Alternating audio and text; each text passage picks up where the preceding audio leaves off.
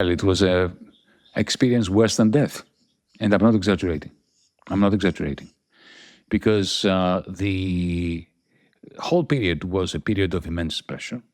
And, when you go into battle as the David, not as the Goliath, then solidarity, knowing that your comrades have your back, is the only thing you've got. Hello, and welcome. I'm Mehran Khalili. We're DiEM25, a radical political movement for Europe, and this is another discussion packed with subversive ideas you won't hear anywhere else. Now, it's almost exactly 10 years since Greece's 2015 referendum, the night that 62% of voters said a loud no to austerity and defied Europe's establishment in a clash that transfixed the world, and one that was also deeply personal to me as a grassroots activist in Athens during that period. Now, at the centre of the story was my colleague, Yanis Varoufakis, finance minister for a small insurgent party trying to challenge the dogma of Brussels and Berlin. We all know the outcome. Yanis resigned, Athens agreed to a third bailout, and Greece was locked into another cycle of cuts that to this day it still hasn't escaped. Ever since, Europe's powers have sold Greece's surrender in 2015 as proof that resistance is futile, even rebranding the country as a poster child for fiscal prudence. But the story is richer, messier, and far more instructive than the official line.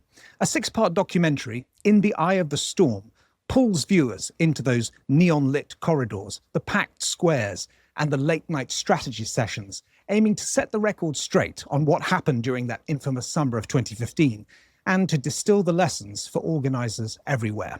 So today I'm joined by the person who made that documentary, Raoul Martinez, and by the subject of it, Yanis himself. We'll dig into how the documentary was made, what 10 years of hindsight can tell us about leverage and narrative warfare, and, crucially, how those insights could arm new movements as they challenge the political establishment going forward. So let's get started. Raoul, why this documentary and why now? Before I even approached Yanis, I had this idea of developing a documentary, not a series initially, just a documentary, on the deeper currents of change that was sweeping the world post-2008. It seemed to me that often in our society, economic knowledge is treated as the purview of a few experts. And of course, that's a very dangerous idea, because if you treat economics as the domain of the experts, you take the most important decisions in society, you cordon them off from democracy. And, this was incredibly clear in the years after 2008. So I wanted to do a project which to some extent would help people make sense of what was happening, give them the confidence to critique and understand the reactions of governments in those years, particularly picking apart the dynamics of capitalism, which were central to what was happening. And for a while, I wasn't sure exactly how to do this. And then I started to hear about Yanis's remarkable, extraordinary personal journey that took him from an academic to finance minister to ultimately a dissident. And I felt, okay, maybe this is a way, maybe this is a vehicle to explore all that I felt needed to be explored. In Greece, what we saw was a radical left-wing party come out of nowhere to win a general election and form a government. Now, that's historically significant. I think it might be the high point of, the left's achievement in Europe since 2015. And what happened after that was both a high point, which then led to crushing disappointment for not those just in Greece, but across Europe, who looked to Greece as an opportunity for radical change. So I saw in this story, in Yanis's personal narrative, in what was happening with Syriza, a microcosm of the broader dynamics of the crash, of the contradiction between capitalism and democracy. And so I approached Yanis and I told him, look, I think there's a powerful narrative here. There's a powerful story that needs to be told. And as a director, Yanis is a gift in the sense that he has a remarkable talent for communicating his ideas very accessibly. And we agreed on a time for me to fly out to Athens, and I spent 10 days there, and many of those days we were holed up in a room in the large Megaron structure. And I had the privilege of asking Yanis 3-4 hours a day questions on every conceivable topic. And from that material, and I came home with something like 18 hours of interview material and some B-roll that we shot. From that, I began to construct a documentary, and there was so much gold there. There was so much that I felt was of value that the project expanded from a single documentary into a series.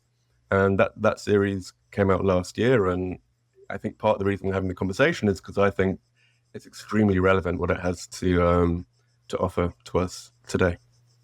Thanks, Raoul. And for all of you out there, there's a link in the description for you guys to go and watch the series at a discount. This is a good moment to actually see the trailer for the documentary. Here it is. Debt is to capitalism that which hell is to Christianity. Unpleasant and essential. We are in the middle of the worst economic crisis since the Great Depression. The sacrifices of the Greek people will bring the country back to prosperity. The 2008 crisis was not one of the normal periodic downturns. It is the longest damage-inducing crisis in the history of capitalism. I could feel that the tsunami was coming. The result being the modern world that we live in. We were negotiating with financial terrorism, creditors who did not want their money back. Every asset of the Greek state was bundled together. This was a hidden bailout, and we were collateral damage. They want our properties, they want our homeland. Austerity is another term for class war. Orchestrated attempt of economic aggression. It cannot be described in any other way. I could see Wolfgang Schäuble, the German finance minister, getting very agitated. He gets the floor. Elections cannot be allowed to change economic policy. It became a massive battle to prevent the public ever from finding out. I've never listened to such an inaccurate report. This is what an oligarchy does when an oligarchy gets threatened. Like David and Goliath, they had to get rid of me. The landline rings. If you want your son to continue to return safely every night, you better lay off. And he mentioned a particular bank. We're being dragged into a labyrinth. They had to find ways of violating their own rules. It is Wall Street who's our enemy. Our regulators became enablers. All you can talk about is fairy tales of economic growth. Anybody who does economics as a science is either a fool or is trying to fool you. We are seeing an almost Newtonian revolution in the science of economics. It takes a small spark to ignite a revolutionary moment. Either we move beyond capitalism or we die.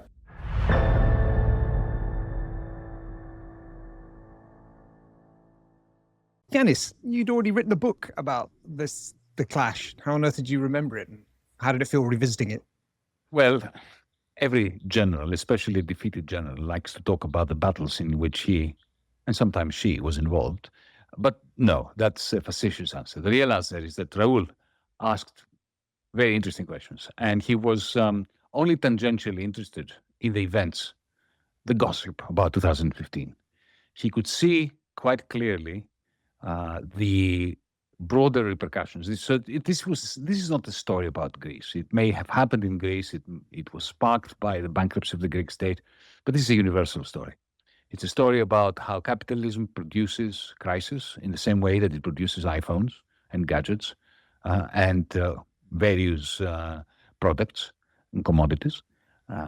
From the same production line as this wealth of commodities comes a wealth of bone-crushing crisis. That's point number one. Point number two, that this is inherent to the system. It's not a question of bad management. This is how the system works. It's a designer feature.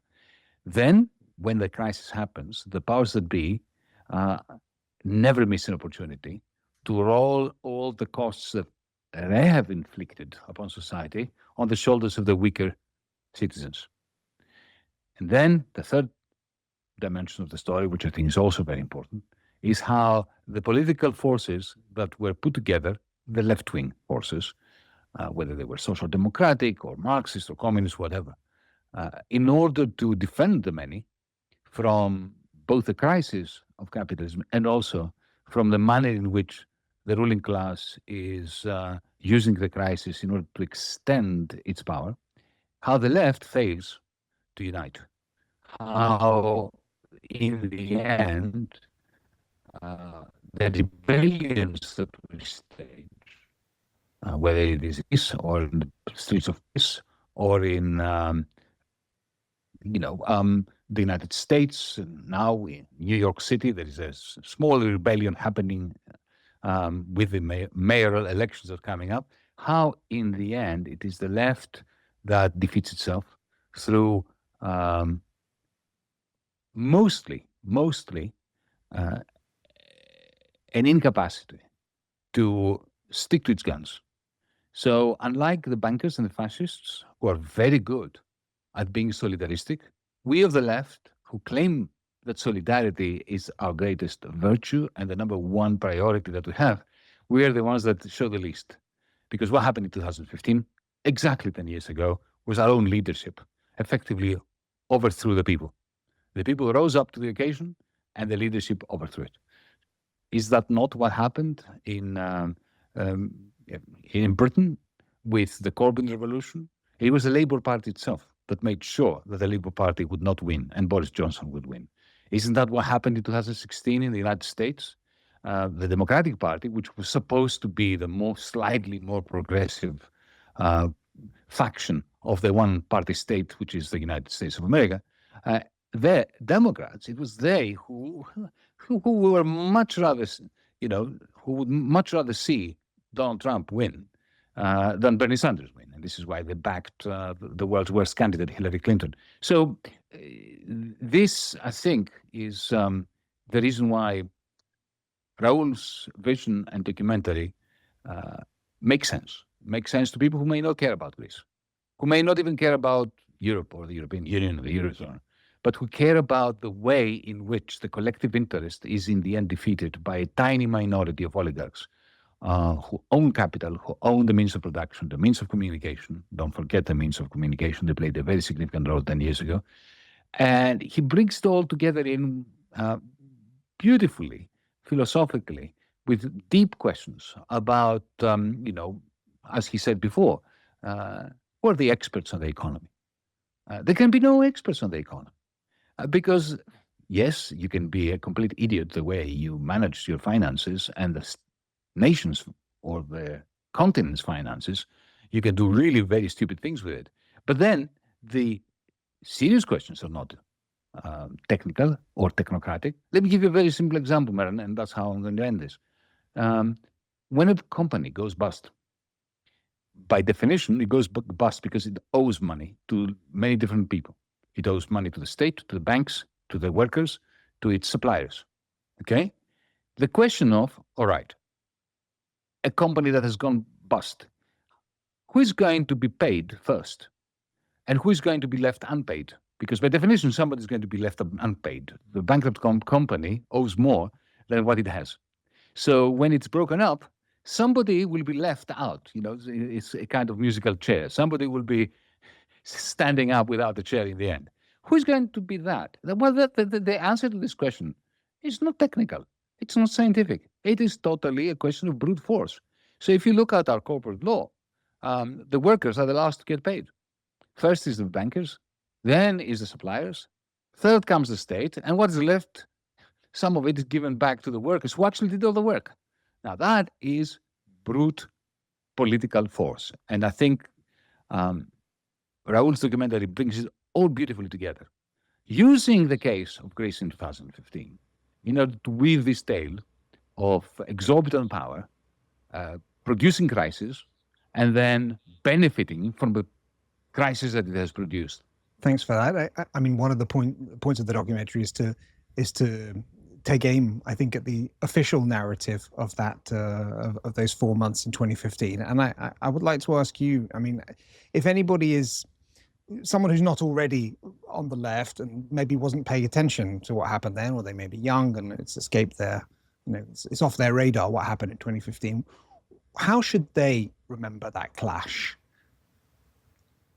I mean, just by means of background, the financial press a couple of days ago, as you can imagine, marked this 10-year anniversary by saying that Greece's turnaround is proof that austerity works. New Democracy says it was a referendum of shame, €100 billion disaster, etc. So that's the official narrative out there, what people are going to be reading. How should the man on the street, woman on the street remember the 2015 clash, those 4 months? In three ways. Firstly, there is no such thing as Greece. If you are a banker, your Greece is very different to if you are a person or a family who is evicted from their home. There is no doubt that bankers and financiers around the world have every reason to celebrate Greece's turnaround, because Greece is an El Dorado for them. They come to Greece, they buy a non-performing loan that is a failed mortgage, a mortgage that cannot be repaid, let's say at 5% of its value. They evict the people who live in the house to which this mortgage is attached. Then they sell off that property for half its value, and they have made 500% profit. So what is there not to like if you're a financier? Similarly, you buy the bonds of the Greek state. The Greek state is bankrupt, but the European Central Bank is keeping the prices of these bonds, the value of this debt, up in artificial ways. I'll explain in a minute why. And then, because everybody knows that Greek debt is worthless, they get huge interest rates for buying it. And they have the Central Bank of Europe effectively backing them to make a win-win deal on Greek bonds. So yes, of course. But if you are a member of 80% of the Greek population, yourself today never aware. So austerity never works for the many. Austerity always works for the very few. It's a kind of class war. And that's exactly what it should be remembered as, the whole saga of 2015. A small country's courageous people stood up to those with exorbitant power who wanted to impose this class war austerity upon them, yet again, after having already imposed the harshest austerity in the history of the world on them, with catastrophic effects. We stood up. We managed to liberate ourselves as a people from the clutches of the media, of the financiers. We had, for months, terrorism in our living rooms through their television screens, belonging to the oligarchs, who were telling us that if we continue to resist, it will be Armageddon. And the people courageously stood up. And remember, our party was at 4% and with a 36%. And during that period, when we clashed with those who wanted to impose mind-numbing class war against the many, we went to 62%. Tragically, that night, my own comrades effectively defected to the oligarchy. And the oligarchy is having a 10-year-long celebration of the fact that they managed to defeat. So, Mehran, allow me to give a very brief analogy. It's like a hideous prison camp where the political prisoners managed to riot and to take over the buildings of the prison. Television cameras, television crews arrive, and it's the talk of the town. Then the stormtroopers come in and put down the rebellion. And that is considered a success story, and it is a story with which they try to imprison other peoples in a similar prison camp, and to tell them this: if you dare riot, you're going to get it the way the Greeks got it. This is the gist of it, so that, we will allow technicalities. I'm an economist. I speak to you about bonds and about shares and about tax rates and about current account surpluses or deficits. But the truth of the matter is that this was a wonderful rebellion that was crushed, and the oligarchy that crushed it, those effective criminals and financial terrorists, got away with it. And now Greece has become an El Dorado for them. There's nothing left for the Greek people here. all assets, public and private, have been taken over by that particular cabal of oligarchs. Raoul, let me ask you, how do you think the 2015 clash should be remembered? I think there are so many elements of the 2015 clash that it would be very useful to bear in mind going forward when we think about building new movements for the challenges that we face today. One of them is the relationship between the kind of mutually beneficial relationship between the center and the far right. Each seems to feed off the other. And this is something that Yanis unpacks in the documentary at length, and I think it's central to the direction of politics in Europe, both in Greece and beyond. Because what we see again and again is that the continual failures of the center to improve people's lives, to address the various crises which are unfolding around us, the center's failure creates a space for far-right politicians to step in and to act like saviors of the masses, of working men and women. We're talking about figures like Farage, like Trump, Le Pen. And these figures pose as anti-establishment sort of heroes of the people fighting for the majority. So the right benefits from the center's failure. And at the same time, as the right gains more support, the center benefits from the rise of the right because it gives them the perfect argument to stay in power, to say to the electorate during every election, if you don't vote for us, you're going to let Le Pen in, you're going to let the far right in, you're going to let extremism in. And I think it's happened organically. This is not a kind of an official or even unofficial agreement. But what we do see is how in that picture, the left is routinely marginalized again and again. And this is an absolutely key lesson for anyone left in any doubt about how politics works in the West. Again and again, we see that centrists in the US and Europe are much happier for the far right to take power than for any movement to the left of them to take power. This is very clear with Jeremy Corbyn in the UK. This is very clear in Greece, and I think this is very clear with the Democrats and Bernie Sanders in the US. It's something like a constant of history. So this is one important lesson which I think the documentary unpacks very well, and I think has continued relevance for how we move forward and think about coalitions and organizing today. And as I think Yanis says in the documentary, the far right doesn't need to be in power in order to set the agenda. As you say, it kind of magnetically moves the centrist party's policies in the far right direction. I'm looking at like Italy, Finland, Slovakia, Hungary, the Czech Republic, Sweden, Austria, Germany. The far right is either in power or setting the agenda in all those countries, and the left essentially is nowhere. You just said that the centrists would rather have the far right in power than the left, and they're both sort of collaborating to keep the left out of power. At the same time, though, there is what I see as kind of a strategic mistake, which is that from a lot of left quarters, and you see this whenever there's an election and also in between, there's a lot of demonization of people that might be thinking about voting for a far right party or any party that's to the right of the establishment. They're called bigots, racists, etc. Obama himself actually said he accused people of what was it? They cling to guns and religion, I think was his expression. That was back in 2008. And then Hillary Clinton called people deplorables, a basket of deplorables for having certain, for being patriotic and wanting their guns and so on. And the subtext is really clear that these are racists, and we're not going to, they're irredeemable.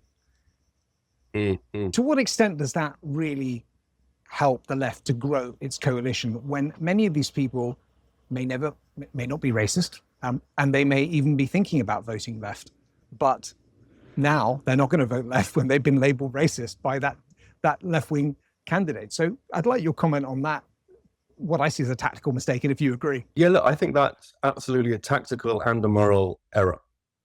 It's tactical because you're alienating large swathes of the population that actually hold views that would be categorized as progressive and left. This has been the case, for example, in the US for many, many years, that the majority have been far to the left of the Democratic Party on a whole host of issues, including healthcare and benefits and many other things. And it's significant that the way that the far-right figures gain support, again, as Yanis points out in the documentary, is not by promising war, militarism, and oppression. No, it's by promising to take better care of the rights and the needs of people. Now, there's very often a divisive element to that rhetoric because the people is narrowly defined. It certainly doesn't include immigrants, and often it's hinted that it doesn't include all citizens within a nation. But it's certainly a strategic error. And it's something that, we can learn from game theory in this. Game theory teaches us that it's not enough to think about what you want to do, what your strategy, what you'd like to get done in society. You always have to factor in the likely response to your own actions. And much of the strategy of the left seems blind to what the reaction will be. So it's quite possible to fight for things we believe in, whether it's anti-racism, whether it's more equality, whether it's for the rights of women, to do that in such a way that creates such a powerful backlash that we end up harming the cause that we care about. So there's a strategic error there. If we alienate large sections of the population, we make it very easy for our political opponents to create a home for them, to say, well, you're welcome here. So we want an atmosphere that is welcoming, where there is open debate and discussion, and we attempt to persuade, not simply to shut down and to push away. But there's also, I see a moral dimension to this. Before I directed the documentary, I wrote a book called Creating Freedom. And the central idea of creating freedom is that we're far less responsible for our identities than we like to think. That the people that we become can ultimately be traced back to our biological inheritance and the culture into which we're born into. So it's all very well looking at someone we disagree with and judging them harshly. But the truth of the matter is, had we been born into their situation with their parents and their opportunities and their genes, we would in fact be them. We would be holding their views. So there is no moral hierarchy in this sense. We can certainly disagree with positions people hold and see the errors of the ways and the harm that it causes, but not elevate ourselves above them, thinking that we would have done better in that situation. I think that's simply philosophically and logically incoherent. So I think it's an important point you raise. The way forward, I think, actually is to transcend rhetoric of left and right to some degree. There are issues now unfolding in our civilization, which I do think transcend even these well-worn categories, these quite capacious categories, but nevertheless limited. Reality is always more complex than the ideological categories that we bring to it. So one of the key dynamics, if you like, of our present time is simply the speed at which society is changing. That we see a huge gap between the rate of technological change, which is developing exponentially, and the rate of the other levels of civilization. So we can think of civilization as, infrastructure, which is technology, the social structure, which is kind of governance, domain, and then the superstructure is like beliefs and values. And we see that the infrastructure is developing exponentially. And we have not caught up at the level of governance or superstructure. That challenge, that problem of technology transcends the usual categories that we bring to bear ideologically and politically, I would argue. That's quite a big discussion, but yeah, in answer to your question, yes, we don't want to make that mistake of alienating people, and we don't want to make the mistake of thinking that all our analysis is always right all the time. There has to be dialogue, there has to be debate, and we shouldn't enter into discussions always assuming that there's nothing to learn. Very well put. Yanis, the documentary shows, for me that followed this story very, very closely, it shows a lot of things that I hadn't seen before. Like one of the scenes is I think it's after the result of the referendum has come in, and you go to the Prime Minister's residence and everybody's there, and you can see that you're kind of like you're celebrating, and everyone else is like your colleagues, Tsipras, cabinet, the ashen faces, as you say in the voiceover, they didn't want to win the referendum vote, whereas you did. I want to ask, like, that frosty reception that you got, your old comrades suddenly casting you out, briefing against you. How did that impact you personally? How did that feel? And how did it feel to relive all of that again? Well, it was an experience worse than death. And I'm not exaggerating. Because the whole period was a period of immense pressure. And, when you go into battle as the David, not as the Goliath, then solidarity, knowing that your comrades have your back, is the only thing you've got. It is the only driving force that you rely upon.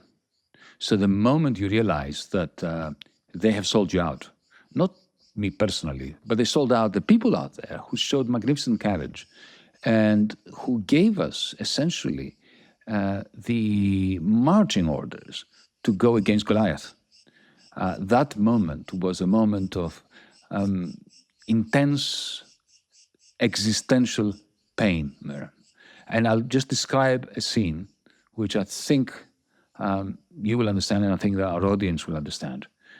Remember, Tsipras, my prime minister at the time, our prime minister, had asked people to vote no against the oligarchy, against the troika, against the financiers, against the people who wanted to take over what was left of Greece. He was hoping that yes would win, so that then he could pretend to be a Democrat and say, well, I fought, I put it to the people instructed me to accept the terms of surrender, so I'm surrendering. And then the people didn't accept the terms of surrender. They gave him, he was expecting yes to win. And no, won by a thumping majority. And at that one moment he collapsed psychologically, but it didn't take him very long to contrive means by which he was overthrowing the 62%. But the scene I want to describe is this. Danai and I, Danai, my wife, were inside, as you described, the prime ministerial residence. And after 3 hours of very serious arguments between the Prime Minister and me, when I was trying to lift his spirits, to convince him that he has a historic duty to follow through, to honor that 62%, when it was clear that he wasn't going to do that, I resigned and left. Fair enough. The tragedy starts when we exit the building. Because Danai and I were, as I said, we felt like death warmed up, naturally. Because we knew what was happening. We knew that the Prime Minister in there, that was entrusted by the people out there, was about to overthrow the people out there. But we step outside onto the street, and what we see is an Athens at 2 in the morning, 3 in the morning, in celebration. Tens of thousands of people at 3 in the morning were running around the streets, celebrating their dignity, the return of hope, the fact that, we had shown off and shown up the oligarchy.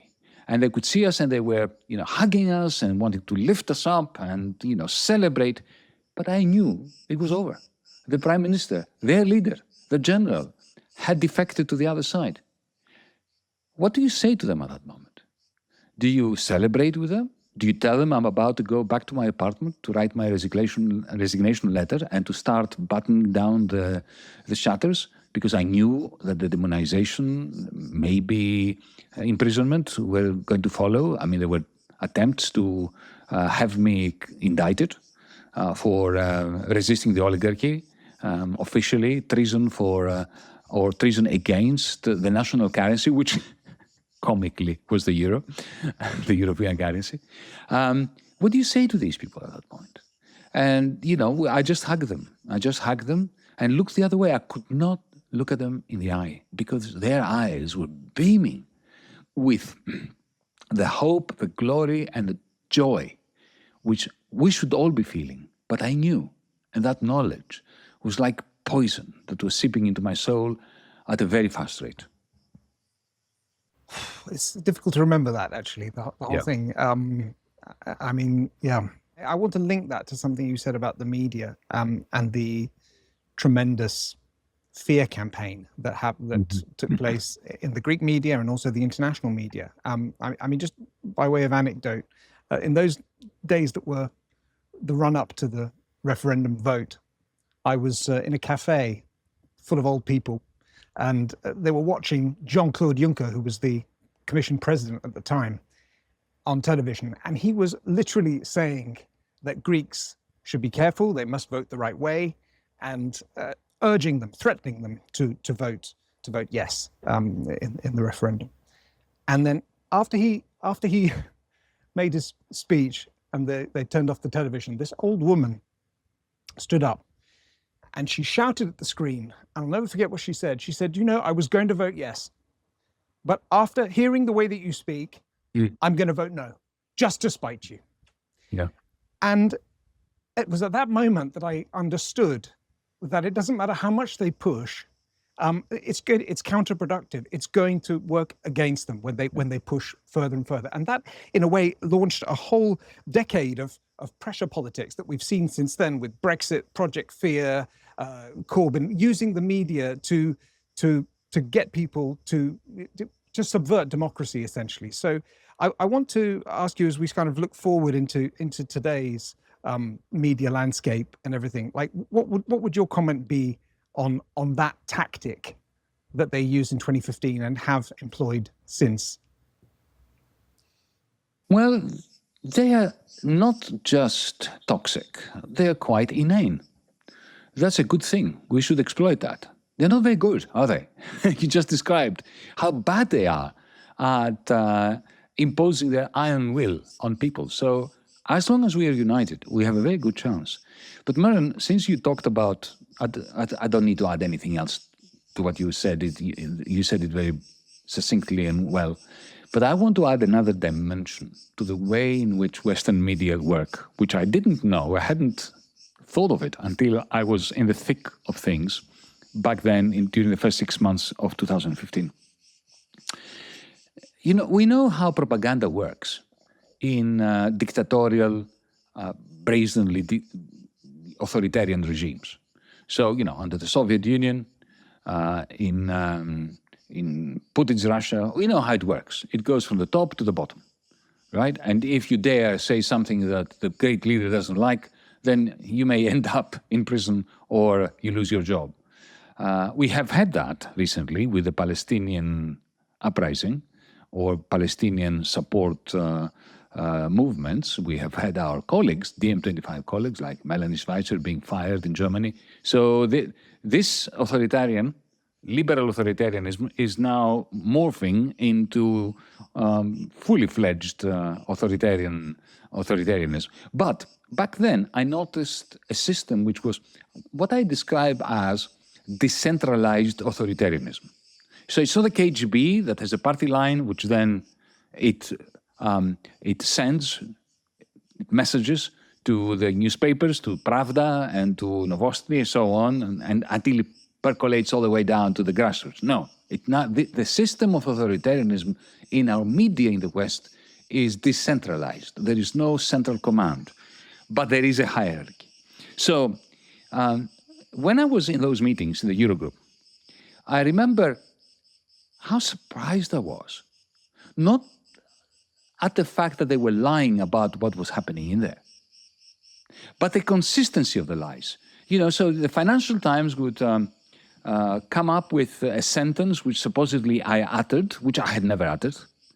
And then I would find it in Indonesia, I would find it in Pakistan, I would find it in the New York Times. And, you know, when people see that, because there is no centrally planned system for spreading this. This is not the Soviet Union under Brezhnev. So how was it working? And then I worked out how it's working. What happens is this. If you go to Brussels, okay, and you look at the press corps. So I was giving a press conference, Juncker was giving a press conference, there would be something like 500 journalists. Now, all those 500 journalists do not have direct access. They can go to the press conference, but they don't have, Juncker or today Ursula von der Leyen on speed dial. Only 4 people amongst the press gallery have that access. Okay? So when my adversaries, when the representative of the Commission, of the Central Bank, when they wanted to spread a falsity, fake news about what had happened inside a Eurogroup meeting, all they had to do was to brief those 2 or 3 journalists. Everybody else outside the press corps knew that these were the ones that had access, right? Now, once these journalists put it out on their websites, SMSs and so on, everybody else caught on to it, and it was as if it was a centrally planned system of disinformation, even though it was decentralized. Now, the question is, what about those 3 people who had direct access to the powers that be? Were they totally corrupt? Maybe. But the explanation is simpler than that. They coveted, they loved the fact that they had, the president of the Eurogroup on speed dial. And they knew that if they did not convey the message as it was given to them by that person, then they would fall out of favor. So this is how you have a liberal, decentralized system of information and news producing an even more ironclad version of the KGB. It's just access journalism, the very worst of access journalism. And in the documentary, you talk about that, how you could be sitting in a Eurogroup meeting and your Eurogroup colleagues, the other finance ministers, would be texting these 3 journalists, claiming that you'd been shouted at or that you'd made some arrogant comment or something like this. And it would go to those 3 journalists whose names we don't have to mention here, but I think we know who they are. And it would become kind of fact. And as the other outlets reported on that, it became fact, and maybe there would be a retraction later on. I think in some cases there were, around the Riga meeting, for example. The only reason there were retractions, Mehran, the only reason is because I recorded the meetings. And I let them know that I was recording the meeting. I told a New York journalist who said, "Oh, how can you prove that you said that?" I said, "I record everything." After a certain point, not from the beginning, when I realized how the game was played. And she put it in the New York Times. And then suddenly there were retractions because they knew I could prove that they had lied. Okay. So at this point, let me plug EuroLeaks. If you want to hear what was happening in there, my recordings from my phone, right? Just go to EuroLeaks. EuroLeaks DM25. Just put this in your search engine and you'll find them. Brilliant. That kind of tactic was used a lot back then in 2015. But I'd like your reflection on to what extent that kind of tactic could be used now in a potential future imaginary clash with an insurgent leftist government in the future, because the media has changed, the landscape has changed, short form video is much more prominent. The gatekeeper role that the media had in 2015 is not quite the same as where they are today. So what would you say to that? Well, it's difficult to compare because at the moment there is nothing like the government in which I served to oppose any of the establishment regimes. But we do see that when they need to silence voices, especially pro-Palestinian voices, now they are using far less sophisticated means. Now they're using sheer brutality. So think of of what's happening in the United Kingdom, where the Palestinian Action Group has been labeled a terrorist organization, and they just simply throw people in jail. Or Melanie Schweitzer, I mentioned her before, she lost her job as a public servant in Germany because she didn't approve of genocide. The German citizen journalist in Berlin, his name is Hussein Doglu, who was sectioned effectively. They did something far, far worse than even putting him in prison, because that would give him the opportunity to take the German authorities to court. So they did something that, Putin would be very proud of. extremely proud of. Any fully fledged dictator would love that, because it's essentially it is a celebration of their tactics. So what happened to Hussein is that not the German authorities, he's a German citizen in Berlin. Brussels used a totally unknown and never used a directive by which to render him a non-person. They accused him, that's Brussels, they accused him of being a Russian asset. Just because some of his podcasts had been broadcast on Russia Today years ago. Why did they do this? In order to stop him from reporting on Palestine. And what does this sectioning mean? This is important, folks. It is important for your rights, whatever you think of Hussein's journalism. It means that his bank account is frozen. If you or me give him money to buy groceries or pay rent, we will be rendered also subject to being sectioned, to being essentially turned into non-persons. If he were a civil servant, he would be fired. If he were a student, he would be thrown out of university, right? And because it's the European Union that is doing this to him and not Germany, he cannot take the German authorities to court. He can only take the European Union authorities to court. But you know what? He can't travel to Brussels because that directive prevents him from traveling outside of Germany. So, now the level of sophistication that I experienced when it comes to propaganda, to black propaganda, that has waned, and they've gone fully fledged Stalinist or Hitlerites or Putinesque. And if you're interested in the story of Hussein Dogru, Yanis and I spoke with him, and you can just go to our YouTube channel, and there's a full hour of discussion about that very tragic case. Raoul, right now, what's happening in Gaza, the genocide? How long has it been now? I've lost track. But God knows how many months, 20 months or something of genocide going on in Gaza, and the topic of Israel more generally has really galvanized the left. I would like your comment on that and how that could potentially, this topic might be something that the left could use to build power rather than just protest. Just on a personal level, I think for all of us following the events in Gaza, it's just obscene, surreal. It's hard to talk about anything and to put anything into a meaningful perspective, knowing that this is occurring, this genocide, these daily horrors. Politically, it's been one of the few inspiring elements of the last few years, the sustained global resistance to that genocide, which has not faded away. People care. People have not been cowed by the establishment's efforts to silence the majority, to gaslight us into thinking that this is all well and fine and it's just a continuation of a sensible foreign policy. This is as extreme as it gets. And where I see opportunities is actually to make some common cause with those on the right. We see right now many supporters of Trump, many in the MAGA movement, are questioning the role that Israel plays in US foreign policy. We're seeing the likes of Tucker Carlson and Steve Bannon say, hang on a minute, is there not a contradiction between America first and what appears to be Israel first? Why are we sending billions a year to support a regime that's killing children routinely?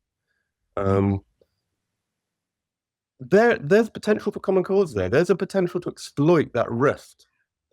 And there are plenty in the MAGA movement that also believe the slaughter of children and innocents is wrong.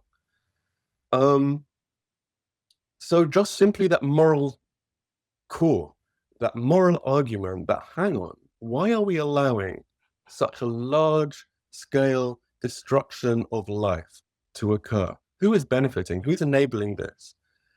When such terrible things happen, the simple power of that moral argument does open space for alliances, which wouldn't previously be there. We don't have to agree on everything to work together to bring about change in certain domains.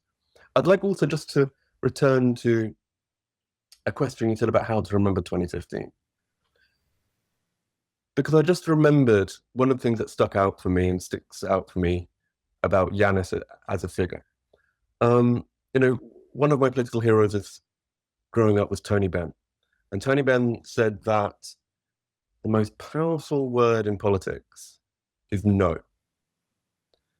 And that's what I take from Yanis's role in government and the role of the Greek people in saying no, that fake referendum. It's something going forward that when we pick our leaders, and we can't do without leaders, there will always be hierarchies and leaders to have effective and efficient organizations. But when we decide who to support, we are looking for those people who, when things get difficult, when pressure is immense, will they be able to say no? When there are threats coming one way and temptations coming another, will they have the fortitude, the character? As Yanis did, and I was deeply sort of moved by the way he talked about this time and inspired by the actions that he took, will they be able to say no? Because so many movements fall when people and figures that the movement has invested in crumble at those key moments. So yeah, simply being able to say no is half the battle. Yanis, I've read a couple of weeks ago that the EU are about to bring back their strict budget rules, and they're going to tell governments to cut almost all their spending except in the area of buying military weapons, which gets a special waiver.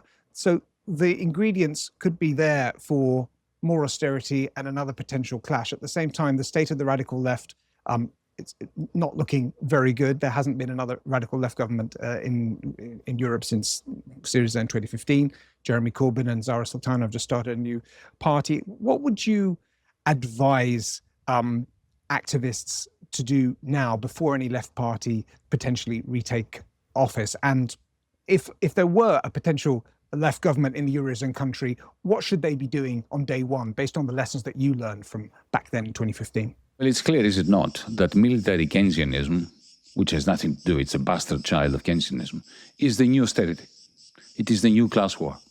It is, austerity has a very bad name, so they don't call it austerity. They call it rearmament, growth through defense spending, and all that rubbish. Now, that is never going to work. There will be no growth as a result of all these zillions that they will be spending. There will be growth in the profits of particular companies like Rheinmetall and Leonardo and Airbus and so on, and Dassault. But Europe is sinking into a mire of stagnation, and essentially they are using the rearmament program, buying weapons we neither need nor want, creating an imaginary threat of a Russian invasion. Putin can't even claim a few villages in the Donetsk as if he's going to be able to invade the European Union. This is the standard NATO tactic and the standard ruling class tactic of creating insecurity in order to sell protection and to make a lot of money in the process. But as you said, it is essential to understand that this military Keynesianism is all about shifting resources from the social budget to the military budget. So, disabled people, no money for you. Rheinmetall and Volkswagen will give you money in order to keep pretending that you're producing something productive, right? So we should all grasp that, and we should all vote and struggle against military Keynesianism. No progressive has a right, indeed they have a duty, to do exactly the opposite than to support military Keynesianism. No progressive party should vote for those defense expenditures. We should all fight them down to the line. Regarding our own political organizations, well, the reason why we created DiEM25, Mehran, is because no political party of the center left or the Marxist left had what it takes in order to organize a new rebellion, a rebellion similar to that in 2015. If we thought that anyone existed, okay, there is an exception. There is La France Insoumise, in our comrades in France, all strength to them. But we need a pan-European movement that takes the spirit of our little rebellion here in Greece 10 years ago and transposes it and takes it across Europe and maybe beyond Europe. So we must stiffen our lip. We must strengthen our tone. We must ditch gradualism, this idea that we enter the various institutions of the European Union and we gradually push for slight incremental improvements. That's bunk. You see, that's the way to become co-opted and effectively to change yourself rather than to change the system. So we need to be more radical. We need to be actively working towards making Europe a peace project, because now it's a war project, and opposing the fossil fuel industry and aiming squarely at changing the way in which the social relations of production are structured. In other words, socialism in our workplaces. There can be no alternative to that. If we don't do that, it's a very good chance that we will not succeed. But if we don't succeed, then this planet is doomed and this species is doomed. So we better get cracking. Thanks for that, Raoul. Any other lessons that you might distill for organizers out there from the documentary? It's a 6-part documentary, so there's plenty of content there. And there's a lot to say, and I don't want to give it all away. I hope some of your viewers will go and buy it. It is like a thriller, by the way. I must add. Thank you. It reminds me of House of Cards in some way. Right. Especially the soundtrack and the cinematography. It's just got that vibe. So if you like House of Cards, you'll love this. Go on, sorry, Raoul. Yeah. So I hope people watching, take advantage of the 20% off and go and see it. I think there is a lot to offer there, but there is one lesson I would like to draw out. And that is the importance of those moments when events conspire to create a rupture in the system, a crisis that opens up new possibilities for change. That's what we saw in 2015. And the lesson is simply that change can come very quickly, that we shouldn't lose hope. As conditions change, opportunities emerge. And our job is simply to be prepared to act swiftly, to have a vision, to have a support base, and to stay unified in those key moments. Because looking at the way that things are going, our world is highly unstable. There is no one in control of the current trajectory of our civilization. There is no doubt that opportunities are going to arise through future crises. And in those moments, there will be chances to seize the wheel and change course. But that key idea is simply that crisis does bring opportunity and that we need to be prepared, thinking ahead, strategic, learning from our lessons, to enable us actually to do better next time. What a lovely note to end on. So thank you, Raoul. Thank you, Yanis. And if you would like to see the documentary that we've been talking about, there is a link in the YouTube description, 20% off for all you guys out there. If you click on that link, really recommend it in terms of just understanding what happened in the past with a view to lessons learned and how we can take these lessons forward into our activism and trying to take advantage of those moments that Raoul just mentioned. So thank you again. If you would like to be part of DM25, just go to dm25.org/join. Yes, DM25, the political project that emerged out of the events that the documentary covers. And we will see you in the next talk. Take care and stay safe.